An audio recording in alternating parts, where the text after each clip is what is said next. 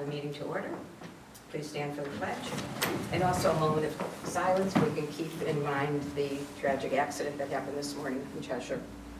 I pledge allegiance to the flag of the United States of America and to the republic for which it stands, one nation, under God, indivisible, with liberty and justice for all.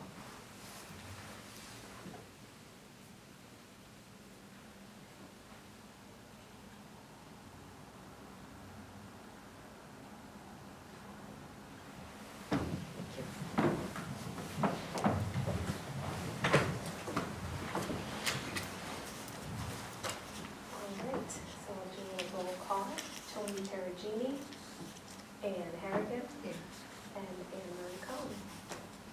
Do you have a call? Okay. Want to review the minutes? This is only two of us. Yes, I did. You I did? moved to accept the minutes. Second, all in favor? Minutes have been reviewed, motion passed. New business, our out-of-country field trip request, Cheshire High School, Paris, France, April 11th through 20th, 2025. I think that's the minutes. Oh, This is okay. the agenda. There we go. Okay, got it. So let's look at the new textbook recommendation, then AP Macroeconomics. Sure, and Anne Marie, I'm going to introduce you to We Leslie met, yes. Barrett, did you? She is the Nice to chair of our business department, and she's here tonight to present on the AP Macroeconomics textbook. And the committee reviewed two different books, and she's here to present the winner. Right, well, I really think this is a much better book. It follows the framework, all of the different units that are, all of our students are tested on for the AP Macroeconomics class. It has it's very well organized. Each chapter at the end, after all the material is reviewed, the students then they take a sample test of AP questions for that particular unit's questions.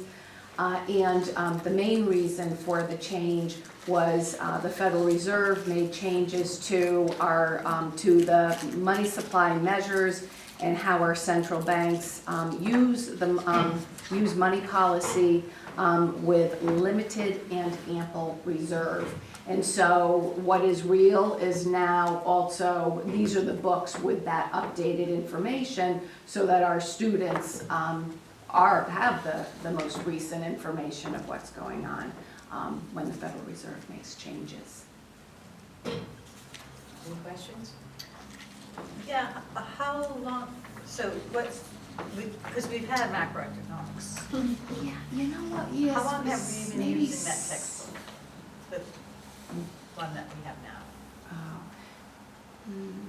Probably 6, 7, 8 years, as long as we've been teaching it, we've been using that current book. And that book has macro and micro in it, that textbook, so we're still using, the microeconomic information is still accurate and relevant to our world today. I'm just wondering how long these textbooks sort of stay current. So before I they The don't- last 10 years. textbook was 2015, so it's just under, next year, 10 years. And I shouldn't speak for the Federal Reserve. But I don't think that they make, they None of us don't should. quickly make changes. So I don't think this is going to be like in 3 years, we're going to have to, consider a new textbook. type of thing. So do we have micro and macro together still? So the original textbook covers the content in both macro and micro.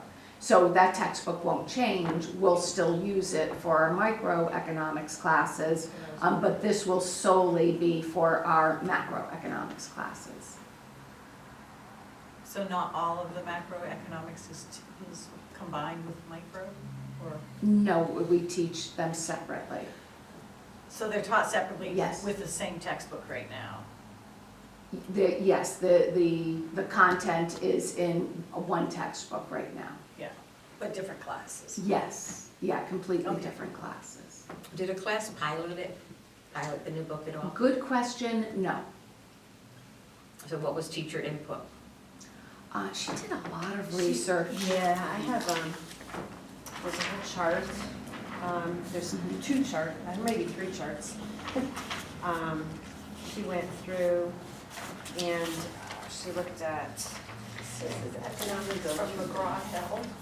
I can go through the And standards, the assessments, the instruction, the learning tasks, and she compared each book on those three areas. The other book that, that she looked at had, it had the material, but for example, and this is one of the charts, for the unit on economic indicators and business cycles, you had to look in 4 different chapters within that book to find the content that was covered on the AP exam. And that was the same thing when it covered the framework for the national income and price determination. It's all the unit in here that covers that. All of the material is in that unit, whereas you'd have to jump around into 4 different chapters in the other book as well. And that was other units, it was 2 chapters. There was no one unit that focused on what was being learned in that particular framework. And this book was a much better match. Also, the other book didn't have the AP sample tests in it. It was lacking there. And this one too, I think has links or video links that kids can go on and further their learning about the content. Is that a full year course? It is. And micro is too? They are. Both courses are full year. I'm not sure anyone has the Krugman's, the book that's being presented, but you can see here for Ms. Talion and Ms. Pear, you can see that this one was significant, or it's rated significantly higher by the teachers than the one that's in front of you. So there is that difference. Yeah, this one As we has, looked at all of these it has indicators. the to red make a marks decision. are almost all on organizational features. And if you, what Leslie was talking about, you can see the proposed book, like there's 1 chapter per unit, where these, you can just see visually, the other book has like many chapters per unit versus the one, so organization. Is the book online also? You know what? I don't know, but we're just getting the hard copy. We're not going to purchase the digital copy. Because we don't need hundreds of them, right? Of the books? Yeah. So, it depends, we were, Marlene was asking me about this the other day. Last year, we ran 3 sections of AP Macro, and our limit is 20 per class, so that would be 60 textbooks. This year, we're only running 2 sections. We won't know how many we're running next year until all of our course selection everything is all set there. But I will say, it's a pretty popular course. There's a lot of demand for it. So I don't know, but my guess is it'll definitely be at least 2 sections of the macro. Okay. Any other questions? No, I'm good. So we'll take a vote on it at the next meeting? No, if you approve it, then it would go before the full board on Thursday. Yeah, Can I just add something? Please. We're not even completely done with course Oh, sorry. selection, but right now, there are 60 students who have requested the course. They've already So, requested. Not that they'll all get it, based on other things in their Schedules, schedule, yep. but the interest is there, like you said, I just thought I'd throw that in. I'm sorry, Emery, it wouldn't go before the full board this week. Part of our policy is that we put it out for public comment, so we keep a copy here, we put a copy at the public library, and then after 2 weeks, it would be forwarded to the full board for Okay. adoption. so it'll be next month. Yeah. So I move that we Move this forward. Yeah. I second it. All in favor? Yeah. Aye. Thank you. Okay, so the textbook recommendation has passed. Now the out-of-country field trip request. Okay, so I am told that you all have heard about this trip from Jeff Solon already, as part of some conversations he's had with you. I don't know if anyone else needs a copy of the, I pulled it up, you were able to get the ACES okay. And then paperwork. this is a trip that's being run through ACES International. And this is a itinerary and an overview of the trip. So the trip is running this April, which is pretty different for us. Usually we are looking at out-of-country field trips about a year in advance, but this opportunity, I guess, presented itself, and we have a good relationship with the person at ACES who was running the trip. So there was a meeting this evening from 4 to 5 o'clock for 18 parents who were here to get more information for their children. And deposits are due on the 15th. Maureen, did you want to speak to any more of that? I know you may have spoken with Dawn DeMeo, who Yeah. has worked with Jeff and is very interested in taking students on this trip. Yeah, just that Dawn is so well versed. She's taken many trips with students outside of the country, and also herself has done a lot of traveling and teaching in other countries. So this is like a great opportunity for her. She did. Fulbright travel. Yes, she did. Yeah. So global education is near and dear. And actually, the other possible chaperone is our ESL teacher. So This, now I'm remembering, this is an amazing price because it's subsidized, is that? I believe so, yeah, at What's happening? $2,750.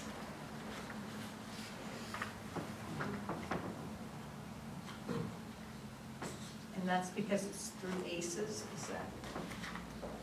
I wish I had more information for you on Yeah. that, yeah. I don't know how the price was, but on But you page need- 3, I see that it includes the airfare, a visa for every student, checked luggage, carry-on, with emergency medical insurance, single bed suite accommodations, and it outlines all of the transportation to and from, online information and cultural preparation ahead of time. And you have reservations due tomorrow? The 15th, Thursday, I think it is. Oh, okay. And I'm sure she's checked, or somebody has checked, the national list of countries that we can't visit and we should take students to. Jeff has. I'll make sure, check with him.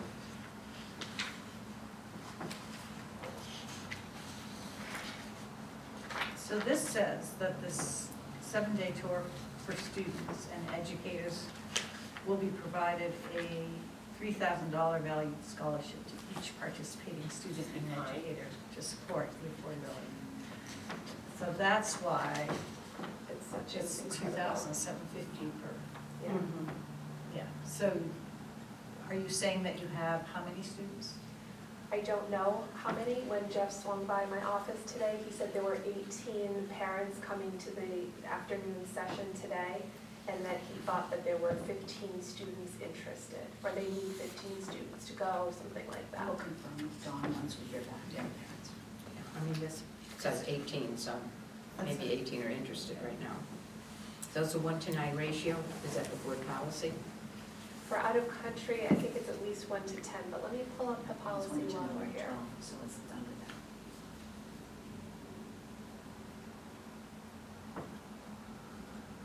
I just can't believe that cost.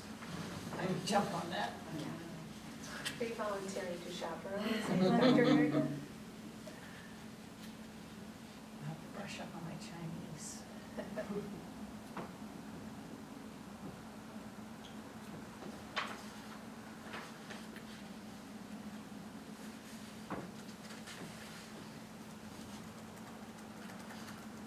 So it's an exchange experience with ACES.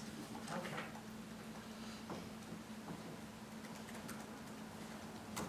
So even though it's like this relationship with ACES, all of the students are our students, correct? Yes. Okay.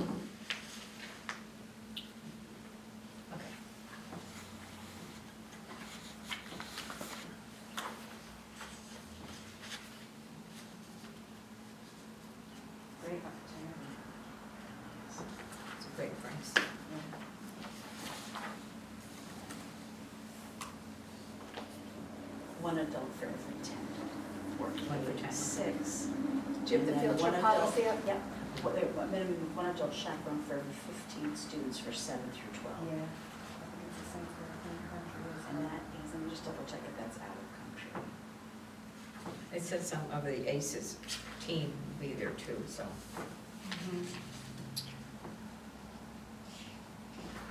So this is not for a vote, or is it for? It is.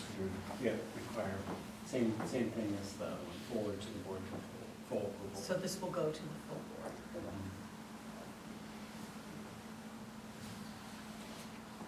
Let me know when you want a motion. I'll make a motion that we accept the trip for Cheshire High School to attend a out-of-country field trip to China. And a second, we're sending it to the full board. All in favor?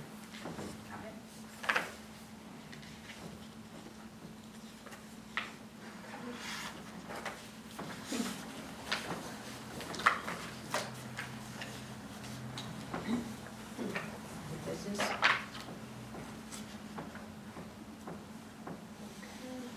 Business.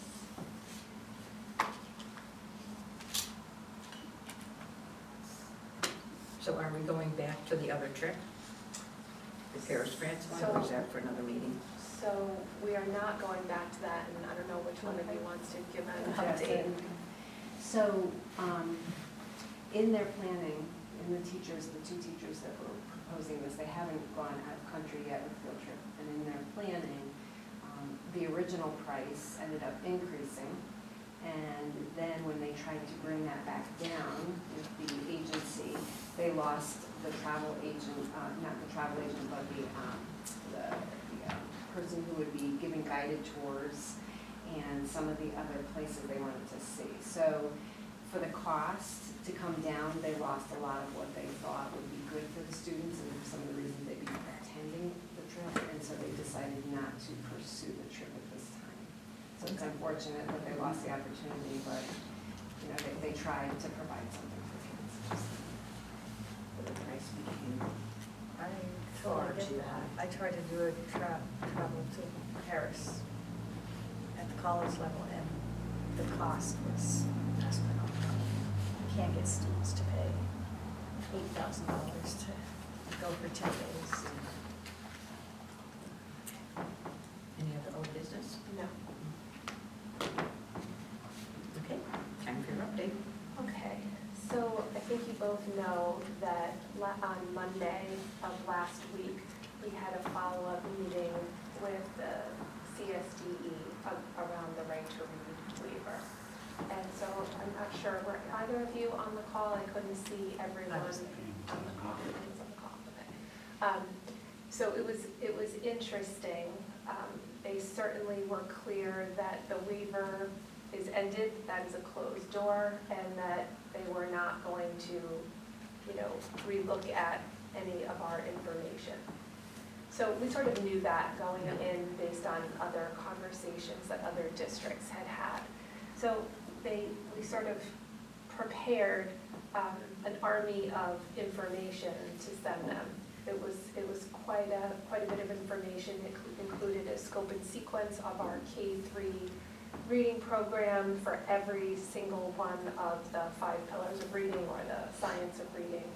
We included curriculum guides, one each for K through 3. We included a sample lesson for each of those, a sample unit with lessons in it that all included very specifically explicit instruction. None of this, by the way, has been altered in any way since before we, sent in the waiver.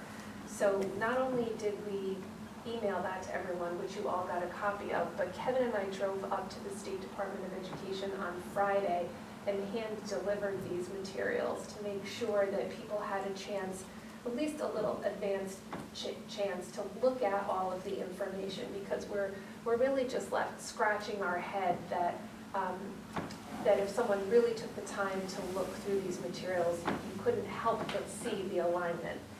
So at the beginning of that meeting, it became very clear that,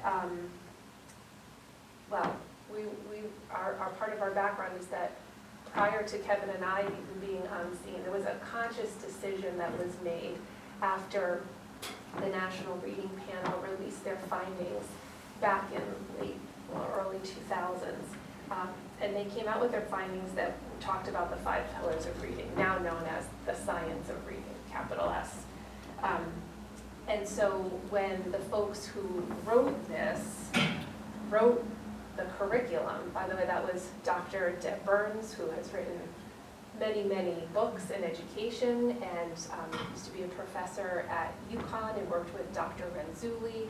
And her feeling was that at that time, we are not going to, pray at the altar of any one person a la Lucy Calkins and the Readers and Writers Workshop. And she felt that that program that everyone was buying onto didn't address phonics. So they began to write here, Pat Castle and Deb Burns, along with lots of revisions over the years and lots of input from different teachers, and we've really drawn out the important things. And since that time have worked to educate our teachers about the science of reading. Now many of our new teachers come in with that knowledge because that becomes such a focus of preparing institutions.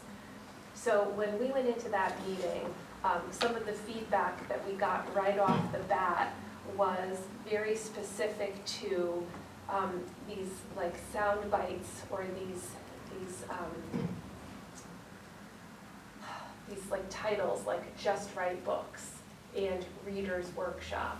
And those are really associated with the Lucy Calkins units of study. And so it became evident that they took the words that we had in there and made some assumptions that we were using the units of study, which we have never used in this district. So I think the benefit of that meeting was that we called out in that large group that we had not done that. Maybe that was on us in writing the waiver, that we could have been more clear. Or maybe it was on them that they made some pretty giant assumptions about our curriculum due to a couple of key words that were really grossly misinterpreted. So I felt like when we left that meeting that perhaps there would be an opportunity or a pathway through legislation, through STE and through districts to see this as what it was, a screening tool, and that there might somehow be another path. And I think you both seen and heard Jeff looking for that other pathway. So I just wanted to give you some overview and some update on exactly what we debriefed about in that meeting after it happened. Any questions on Right to Read? I have a question based on that meeting, because something that they said way at the very, very beginning, the gentleman that was speaking, reminded me of something that I've heard from, I think it was parents who were teachers in other districts but live here and their kids are from school here, which was something about teachers having materials available to them and not having to go out and purchase their own materials. And it made me wonder if there's an opportunity for us to not buy a program, but supplement with, is there something out there that supplements with materials for teachers to draw? So we use a few different resources. You might have heard on that call, Hegarty. So we have those books, we put those books in teachers' hands. Over the years, we've really kind of gone to some of those, real grounding foundational texts to make sure people had them and did some professional development from them. What I think Kevin and I have seen in talking with teachers is that if a teacher who's very knowledgeable in the science of reading can read that curriculum and can read that standard on, let's say, cause and effect, and say, I know exactly how to teach that. Someone who's not as skilled in the science of reading or someone who maybe taught a different grade level and now is in this grade level, really needs some support with that. And we don't want them going on, like, teachers pay teachers to go and find something that really isn't quality. Rather, we're making sure that we have this conversation with teachers so that they're going to the reading and math coach in their building and saying, I'm looking for supplementary materials because we could get that for you. And we could make sure it's there if you need more than what's in that curriculum. And so we're supposed to have a meeting tomorrow with a couple of teachers who we want to have that conversation with. And then we use that information to say, okay, let's put these additional resources into the curriculum so that you have it. So it might just be a matter of knowing where to go to get. And I would add on two things for that. You've heard us talk about the bridge model before. We practiced doing some decoding and writing early on after our first CWI. And that's a good example of where we saw within the curriculum that foundational skills were there, but not every teacher was teaching them in the same way and with the same kind of routines. So we really use that opportunity, not to go get supplementary resources, but to design, to kind of elevate those practices and routinize those practices for teachers in a very visible way. So that's one thing that I would add on to, so that they don't need to go find exactly how to teach that. We have some of those routines built into the curriculum now, where if you did a deep dive in the curriculum, you might see that before, but now we're assured that whether Marlene's teaching it, I'm teaching it, or Leslie's teaching it, we're all doing it in a very similar way. So that's one effort. And we've shared with you about kind of purchasing of texts in the past, and a lot of those, I think what Marlene was alluding to, is we put some of those decodable texts in teachers' hands so they have the right text if they're working on digraphs. They've got texts that students can practice those right in there, and we've bolstered those over the last couple of years with some of the texts that we've brought in, so teachers don't have to go searching for those either. So, to your point, there are things that teachers were looking for, and things that align with these practices that we've worked on over the last several years, and from my perspective, we're on a good trajectory to keep on building on those things and listening to teachers and seeing where our next steps are with the curriculum, and that's kind of the approach that we take. One other thing, Yeah? I'm changing the subject, so if you wanted to say something else. I'm still on right to read? Yes. Okay, yeah, no, we're good. Something else that I've been learning a lot about since I've been sort of tuned into this right to read, and I thought I heard mention of at the meeting, but I'm not sure if that's where I heard it, was this idea of the reading level, the students leveled know readers. their lexicon. Lexile. Lexile, their lexile. And I thought that they said something about being able to go back to, or not.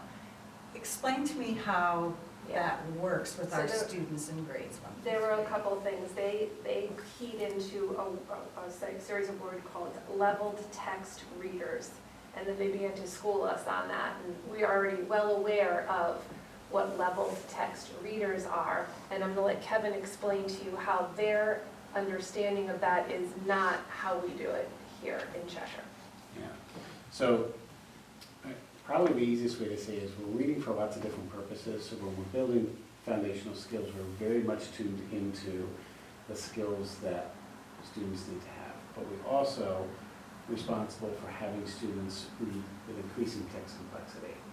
So when we get a lexile for a student, that's about how complex the text is, and we can help match for some parts of their reading, books that are in their zone that they can read independently or instructionally for, not necessarily for foundational skill purposes, because we're doing that with direct instruction on like, okay, you need to work on long vowel teams now, or we're going to practice stringing these words together to become more fluid with that with some repeated readings. That serves a different purpose. So, but we are also responsible for getting students to increasingly read text that is more and more complex. So we use Lexile as an approximation for that increasing text complexity, and it shows up a lot in when they're doing their independent reading.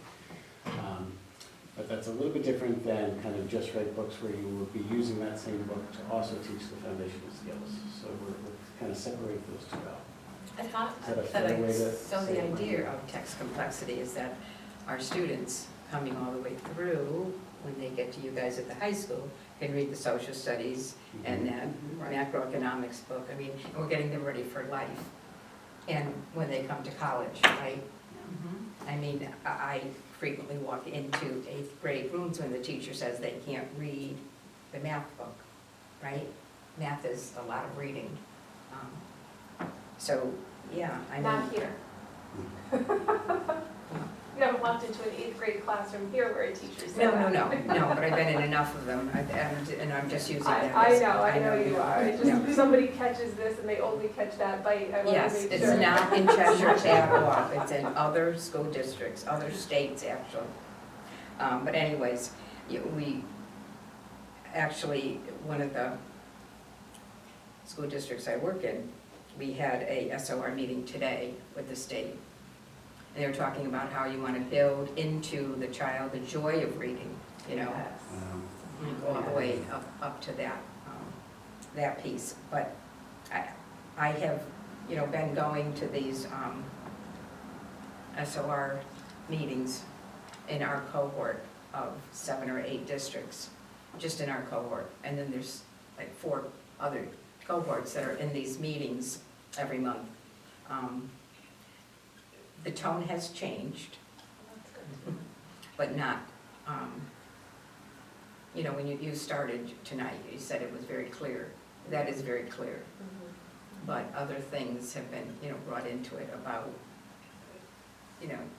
really the joy of reading, like, how are we building these kids? And, they wanted to be very scripted, and today it was all about, dare, drop everything and read. I mean, how long has that been around, right? Yeah. So it was interesting that things are like changing, but not enough. Yeah, I think too, there was a tone in that room that, oh, see what you've done because of the waiver. And I have to tell you that the work that's been done came out of the 5-year ELA review process, where we looked at some real intricate data and saw where some changes needed to be made. And also saw that we needed all these phonics readers, that we didn't have enough of them. And it was a year or 2 ago, we did a complete inventory of everything that we had by grade level to really look at that. So I felt like that was also important. And they talked about, Charles said something about the workshop method, and sort of chastised us for that. And I can't be clear enough that that's not how we've done things. I thought that I heard some criticism about readers, young readers, not being able to go back and do this reiterative process of, that they're sort of somehow pushed through to the next level, without the opportunities to go back. Yeah. I may not have been understanding. I see what you're saying. I yeah. heard a lot of criticism, and I agree with you, that the tone was very, And really they without, wouldn't like, let me on because they said there would have been 4 Board of Ed meetings, which I didn't really think that was Yeah, legitimate, but anyways. right. I'm sorry, I I'm was not gonna done say, before you. some part of that was helpful to us, because in our initial waiver and denial, we were like, we can't make heads or tails of kind of why. We have these foundations here, and probably one of the things that we chose to do, because we had voluminous documentation, is give some samples of where it sits in our curriculum rather than the whole thing, and that's why the whole scope and sequence, that's why we delivered that. So we knew that was part of the feedback, but these flags that they gave to us in this meeting helped give a little bit of insight, because the difference between what we call reading workshop, So here's what you and didn't what Lucy understand about Coppins the called materials that we gave. readers Yeah. workshop, we're like, no, we actually purposely didn't use that language. Yeah. And you heard Pat Castle say, well, there's a difference between just capital J, capital Yeah. R, just right books, and kind of how we're building up text complexity over time on grade level. So part of the tone was like, oh, but part of it was very helpful to us. Okay, so if some part of this is the miscommunication about what we're doing and not having that insight into what it's doing, that's one thing. If it's significant change in practice that we would need to make, that's another thing. And there were a few other areas. We had been flagged on not providing direct instruction using an inquiry method. And part of the materials we gave them, like, we've got an inquiry to generate interest, to pull out background knowledge, to pose questions, but then that turns into a direct instruction sequence. And that was another kind of thing that they flagged in that looked at one word, saw inquiry, didn't necessarily see that that was one step of part of the process. Yeah, I remember that discussion. And that's why it was so important for us to give them the printed materials, because on every day, you can see it says teacher direct instruction, explicit instruction. So it really was, like, as Kevin says, it was like, that's why you said that. That's why, because we didn't get any of that in the waiver, and oh boy, that makes sense, because if you really hung your hat on those couple of words, that's a complete misrepresentation of what we actually do. So let's talk about that. We got to talk about it, but at the end, it was like, oh well, you had your chance. Well, see, and this was my next thing. So I'm still not very clear, and maybe we can't resolve that tonight. But where we go from here, like why take explanations and materials up to DEA on Friday? Because if they have told us they're not going to I think we're trying. review I any. think we're trying to show that we're willing to work with you, right? Like we don't think we're better than, we don't think because of where our scores are that we can't improve. We are actively seeking to improve, and that's why we've done all of the things we've done. But the thing that you're calling us out for, we don't do. Yeah. So what's the next step? You know, so I think we agreed that there was, well, at least came to some kind of agreement that there was a misunderstanding here. And, you know, wherever that Just lies, the fact it that lies. they really didn't give us any explanation when they gave us, denied the waiver. They Right. just said denied. Right. The other place where there was some silence was in the waiver. They said to us that we met all of this criteria, but it hadn't been reviewed by a third independent Right. party. And it was like, so can we agree to a third independent party to review our materials? Would that suffice? I was like, well, it's over now. The waiver, its process is over. That's why I'm wondering where it's Twice we going. posed the Yeah. question. I think they don't know where it's going from Right. right now. Right, and I think Or you heard their, districts. I think they're up to almost 16 choices now on the list. really. That's not good enough. Again, that's all program, right? Yeah. You Yeah. know, so that's part of the issue. And I just want to note that if I had to do it again, I mean, I am in a district that did get the waiver, that did get a program. We piloted 7 or 8 programs. This was the one that teachers chose, and this was even before that came out. Yeah. But if I had to do it again, I wouldn't do it the way we did it, because we bought, we had ERA funds, right? So we bought a K-5 program, and we implemented in year 1. If I had to do it again, I would implement it in K, and then have them Work it up. because our 4th and 5th graders had a real tough time because they didn't have all that background. Mhm. So, Yeah. I mean, if we have to go down that road, I think we have to really think about what did it look like here. No, I think that's valid. I think the reason why no one is saying this is what we're going to do next is because there are still so many question marks. And they have said, oh, we'll help you find a program. You've seen how we have selected math programs in this district. It's been a 2-year study. We have evaluated everything. We have piloted. I think we know how to do that work. This is really not about help finding a program. This is about what currently exists and giving it a real look. Yeah, we're doing it. Yeah. So anyhow, that's the reading waiver, and I appreciate your thoughts and. I appreciate this discussion tonight because I came out of that meeting with a lot of questions, and there really wasn't time for board members to ask questions. I was glad that we had all the experts there, Pat and you two. and, It was a great learning experience for me. Nice. The other update from my end is about the district educator evaluation plan. And I sent out to all of our administrators and all of our teachers who are on the committee sort of a timeline to let folks know where we are, and I'm happy to share this at the board meeting. But sort of to summarize it, in January of 2023, we went through a complete refresh of our existing committee. The folks who had been on that committee had been on it for 9 years. So I sort of wrote to them and said, I bet you when you signed up, you didn't think this was a life sentence. So we thank you for your service. If you'd like to continue, let us know, but otherwise, we're gonna see if we can build a new committee. So in early January, I reached out to both of our unions, the CAP union, which is the administrators, and the EAC, which is our teachers, to solicit representatives and volunteers. I outlined for them what the work was, and they had to complete sort of a Google survey saying why this work was important to them.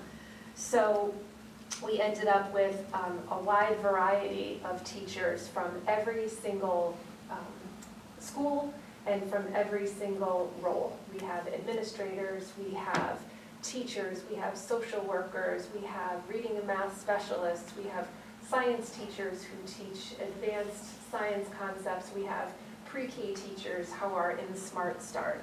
So we have a really excellent group. In March last year, we had invited Kim Marshall to come and speak with us. He spoke first to our administrative team in the morning, and then he spoke to our educator eval team in the afternoon. We went from there to looking at his rubrics, and then we did a follow-up in May and really debriefed all of that information and talked about the CCT as well. In June, that is when the CSDE put forth some guidelines, but then they revised them in August, and then in September of this year, they sent a memo to superintendents with that guidance attached. So in September, a number of us, myself, Kelly Grillo, Kevin Hanlon, went to a convening of leaders around the district on how to reimagine evaluation. And we brought some of that information back and went through some of those experiences of a Model 1 traditional instructional method to a Model 2 more of a visible thinking classroom type of activity. So then Jeff attended it a few days later. We met in October with we went down the road to Cass because Cass was having some workshops. Some of us went back for the second day. And then in December, a frequently asked questions was put out by the state. So basically, I'm just wanting you to know that we've been working on this, but we've also been waiting for the actual model to be released by the State Department of Education. And so we met again in December, and we made sure that everyone on the PDEC committee participated in that experience of the Model 1 and Model 2 instruction that we had seen. Last Friday, we met with the Southern Connecticut area superintendents and really talked with everyone about where they were in the process and what they were doing, and sort of tried to pull together some good resources. Tomorrow, Wednesday night, the State Board of Education will meet to review a model that the CSDE has put forward. So we are expecting that if the State Board of Education releases that model after Wednesday, approves it, then we'll have some additional guidance to go from. So we have a small group from that original larger group meeting to get some work done in March. We're going to a session led by the Partners for Educational Leadership, where we hope to be able to see how we can take that model to student-centered instruction and more closely tie it to our evaluation plan. And then our next meeting of the larger group will take place in April, because we will need to have a draft come before the Board of Ed before the summer is out, so that we can submit it to the State Department of Education. So that gives you an idea of where we stand and what has been done to date with that committee. Any questions on that? So Cheshire didn't receive any grant money to help with that process, right? No. What's that committee called? The District Educator Evaluation Planning Committee. And there are about 20, 25 folks on that committee.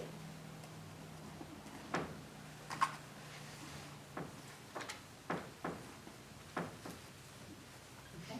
And the last tidbit of information that I have that we're working on is the state has required each district in Connecticut to have a plan for increasing educator diversity. Diversity, I was just gonna ask you about that. Yeah. There's So, money on that too, but did you get it? No.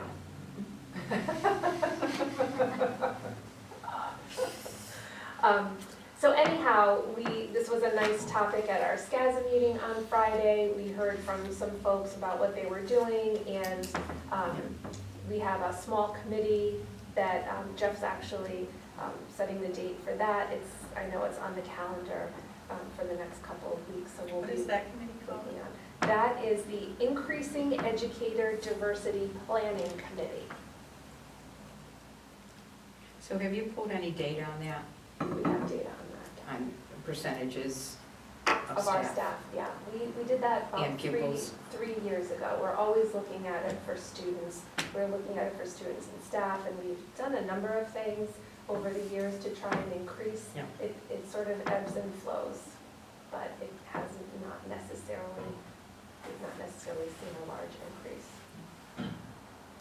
So Jeff talked a little bit about that in conjunction with a policy that we don't have here, that policy meeting last couple weeks ago. Equity policy. The equity and diversity policy, and then that's a piece of it. And inclusion, the DEI, Yeah. diversity. I was not part of this. I think it was originally called an equity statement. We had done a significant amount of training for all the administrators that started during COVID and probably went a year or two. We had gotten some consultation from CERC, and then we also went through the same training with our strategic planning group. And the strategic planning group got together many times, and we have come up with many drafts of a potential equity policy for the board to consider. So I believe that is now in the hands of the policy committee. Yeah, we have a draft. That's yours, right? Your committee? Yeah, Yeah. that's coming. Well, we got the draft, the board members did, and it's coming for our first reading at the board meeting Thursday. And that's all I have to report. And we have a pupil attitude towards self in school survey Yes. update. we do.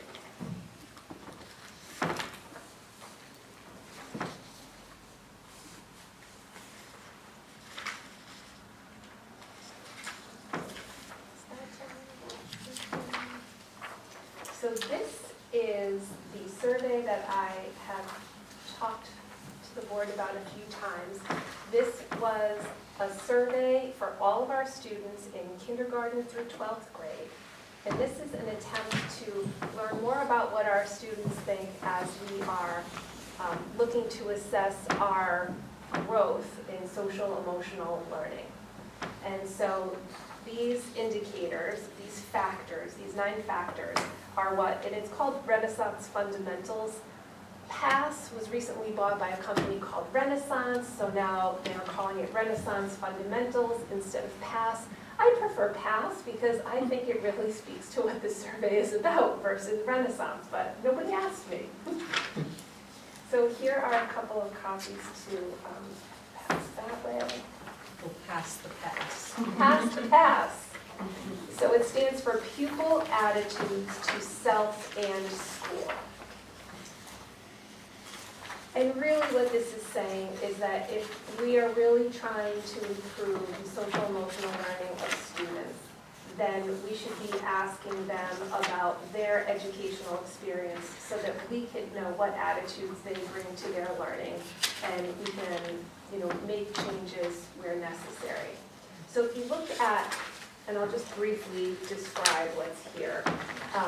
This is the bands, if you will. So if you're looking at the green, that means that it's high, it's a score of health, right? And then any students who we saw were in the lowest cohort, they would have some low satisfaction with their school experience, and we would want to intervene there as soon as possible. There are 3 different tests. They're all measuring the same 9 factors, but the first first survey is for K-3 students. Then the next one is broken down for 4, 5, 6, and then 7 through 12.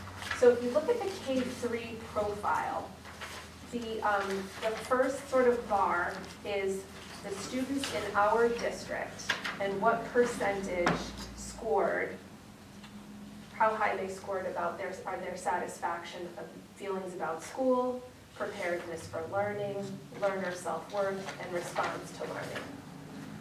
The next block that you see, the next table, has the standardized scores, the percentile scores.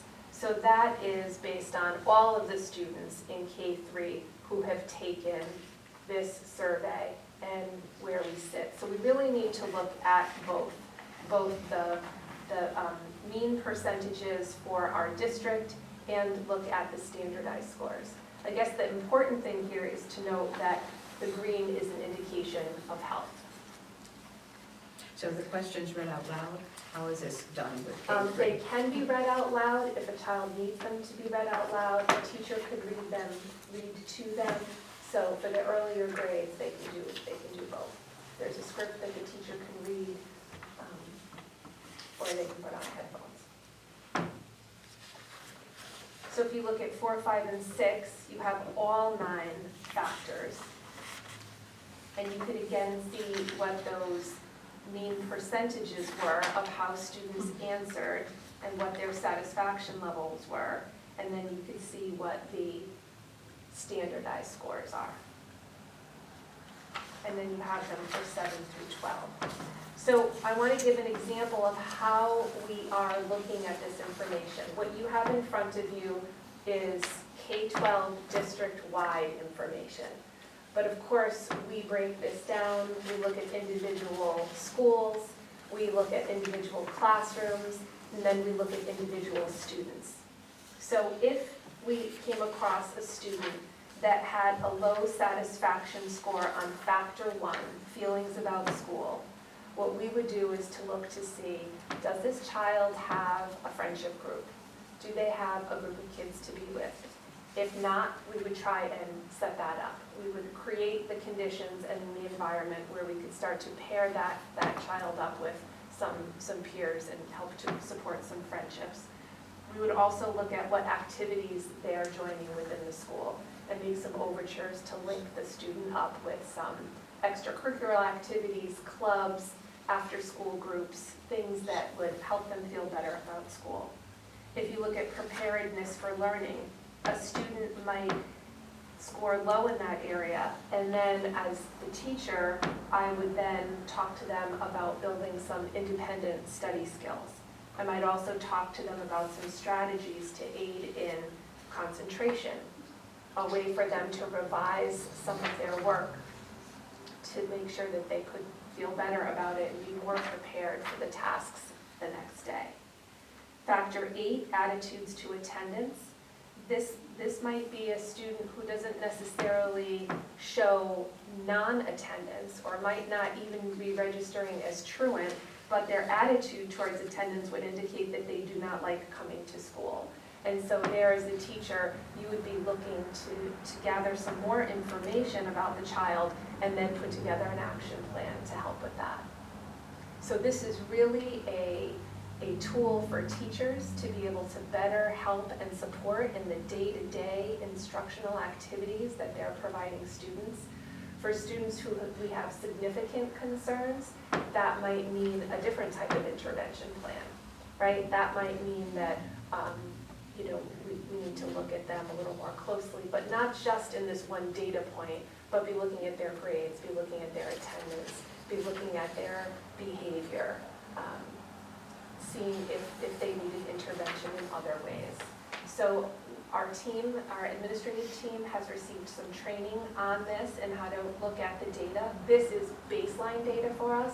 We'll be doing another administration of this in the spring to better gauge where we need to be. We're at the place now where we're looking at those interventions and what we can provide to students. The school counselors in our district were also pulled together for some training because they have a unique opportunity. If you think about some of the results as like the SRBI triangle, those students who might fall into that tier 3 category who had lots of red, school counselors would have the opportunity to pull some small groups of students who had like concerns and then could do some counseling in that way. So this was a really nice tool. It enabled us to see, did we miss anyone? Are there kids who are telling us what their attitudes and behavior are and we missed it? And also, it was also confirmed for us that, yeah, I know these kids, these are kids that we're working with, this is not a surprise. So it had the added benefit of sort of providing both information for us. Do you do anything for parents and staff? Regarding social emotional learning, Well, regarding what their feelings are towards school. so every 2 years, we have complied with the Safe School Climate data. Yeah. So we give staff, then we had completed it last year. I know a lot has changed on that. So we did students, staff, and parents, and we've done it every 2 years Okay. since I can remember. I'm just wondering how that data compared with this.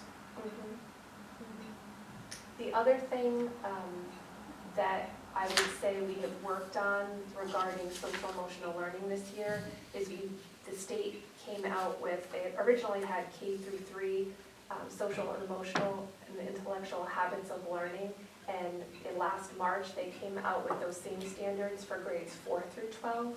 So we did some work on those as an administrative team. We really unpacked those standards and what they meant, and now each individual principal is doing that with their school, again, so that they could better understand what these overarching SEL goals are for all children K through 12 and how that relates here, so that we know where to zero in and what to do. Another thing that we're doing to support this, and I know you've heard me talk about him a lot, but Mike Anderson has really been working with teachers on how to embed these social emotional learning skills into your classroom.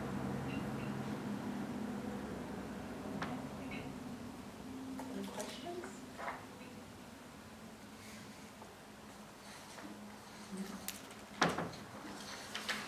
All right, so our next one is out-of-state, the Festival of Music in Boston for the high school. Yeah, we have a trip going to Boston on April 19th, which is an early dismissal day, so, and the students will be leaving about time they leave school anyway, early dismissal. Thanks, Liz. And through Sunday, the 21st, and it's so, just a little detail from the instructor, it's the Festival of Music is an educationally focused music festival that provides school performing ensembles the opportunity to learn from exceptional conductors in the field of music education today. They bring together student musicians and adjudicator clinicians for performance and clinic experiences in outstanding concert venues. So they have about 60 students. They had put originally 90.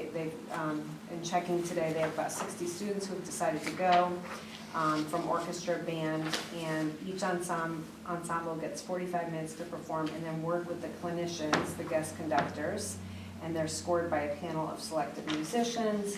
And the clinic is run by Mark Olson, who's the director of Harvard University Band and Wind Ensemble. So quite an experience for our music students.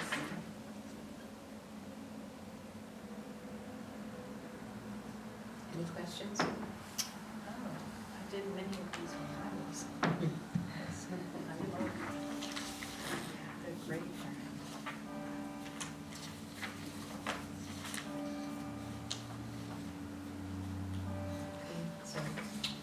So are we, This- these are just No, that's just information. It's just information. Just information? Yeah, Okay. just information on that one. Out of country needs approval, out Yeah. of Out of state. state.